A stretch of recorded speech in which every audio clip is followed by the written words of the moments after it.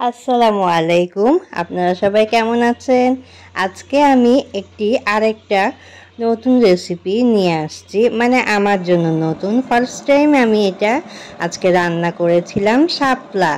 শাপলাটা আমি প্রথমে শাপলার ডাটাগুলো প্রথমে ধুয়ে নিয়েছি। ধুয়ে সেগুলোকে ভালো করে ছুলে নিচ্ছি, মানে আঁশগুলো ছাড়িয়ে নিচ্ছি।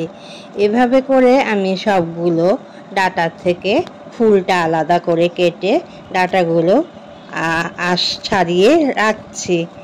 তো আমি এটাই প্রথম রান্না করেছি ইউটিউব আপুদের দেখে দেখে। ওরা অনেক সুন্দর করে এই শাপলাটা রান্না করে, তো আমার খেতে খুব ইচ্ছা হয়।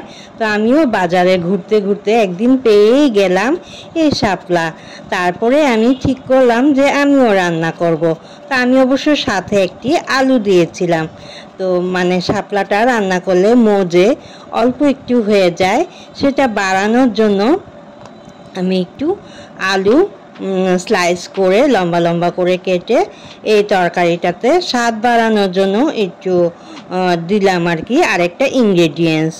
আসলে এই রান্নাতে বেশি ইনগ্রেডিয়েন্টস লাগে না, আমি মাত্র 3টা মশলায় এই রান্নাটা সেরে ফেলেছিলাম। হলুদ, মরিচ এবং ধনিয়ার গুঁড়ো দিয়ে, কিছু কাটা পেঁয়াজ দিয়ে, আর দিয়েছিলাম সাথে চিংড়ি মাছ। এখানে আলুগুলো আমার কাটা হয়ে গেছে, পানিতে ভিজিয়ে রাখতেছি যেন কালো না হয়ে যায়। আর এদিকে আমি গরম জলে লবণ দিয়ে কিছুটা ভাপিয়ে নিচ্ছি শাপলার ডাটাগুলো। শাপলার ডাটা ভাপানো হয়ে গেছে, আমি সেঁকে নিচ্ছি। ভয় পাচ্ছিলাম গলা যেন না চুলকয়, গলা চুলকালে তো আবার কেউ খেতে চাবে না। আর সাথে আমি নিয়েছিলাম টমেটো।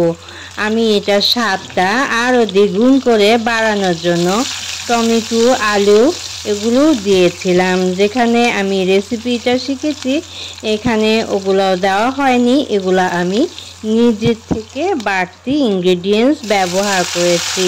পেঁয়াজটা ভেজে নিয়েছি, একটু নরম হয়ে আসলে আলুটাই প্রথমে দিলাম, কারণ আলুটা সিদ্ধ হতে সময় লাগে। এখানে হলুদ, মরিচ, লবণ, ধনিয়ার গুঁড়ো দিয়ে দিলাম, আর কিছুটা গরম পানি দিয়ে দিলাম, লবণ দিয়ে দিলাম। এখন আমি আলুটাকে একদমই 90% সিদ্ধ করে ফেলবো, কারণ আমার ডাটাটা নরম, সেটাকে গলানো যাবে না। সেটাকে আমি ভাপিয়ে এক সাইডে রেখে দিয়েছিলাম। আর এদিকে আমি আলুটাকে কষাচ্ছিলাম, সিদ্ধ করানোর জন্য কষাচ্ছিলাম। অলরেডি সিদ্ধ হয়ে গেছে। আমি আমার আগে থেকে কেটে ধুয়ে রাখা চিংড়ি মাছগুলো দিয়ে দিলাম। চিংড়ি মাছ দিয়ে আরও কিছুক্ষণ কষাচ্ছি এবং অল্প একটু পানি দিয়ে আমি এটাকে কষিয়ে নিচ্ছি। এটা ভালোভাবে কষানো হচ্ছে, সেই ফাঁকে আমি একটু পরে পরে ঢাকনা তুলে নেড়ে নেড়ে দিচ্ছিলাম। এই আমার শাপলার ডাটা, আমার যখন আলু চিংড়ি মাছ একদম ব্যালেন্সে চলে এসেছে তখন আমি ডাটাগুলো দিয়ে দিলাম। ডাটাগুলো দিয়ে নেড়ে চেড়ে আমি এটাকে ঢেকে রাখবো কিছুক্ষণ কুক হওয়ার জন্য।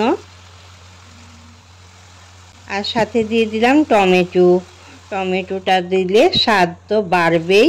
এই তো ঢেকে দিয়ে আমি আবারও ঢাকনা খুলে নেড়ে চেড়ে এটাকে রান্না করতেছি।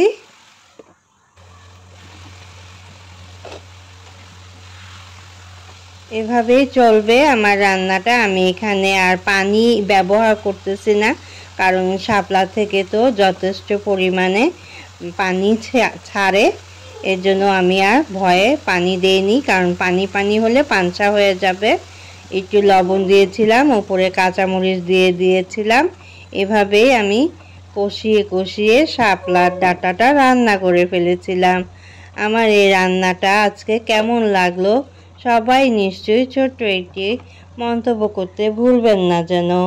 আমি প্রতিদিনই চেষ্টা করি একটা সহজ রেসিপি আনতে। সেই সহজ রেসিপিটা দেখে যদি কেউ শিখতে পারে তাতেই আমি খুশি। অযথায় আর বক বক না করে এখানেই আমি রাখতেছি।